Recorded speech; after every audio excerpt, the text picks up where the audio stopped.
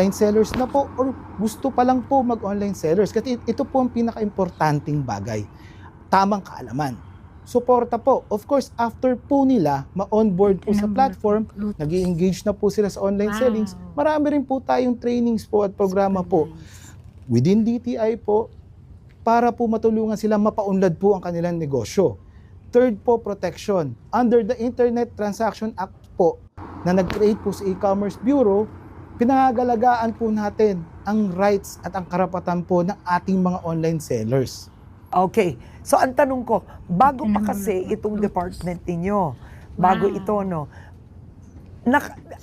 kino-contact ba kayo ng mga online sellers or do you approach them? Or do you have a conference? How do you help them? Ma'am Karen, nag-reach out po tayo 3 different levels po. National, regional, and provincial po. Sa regional and provincial level po,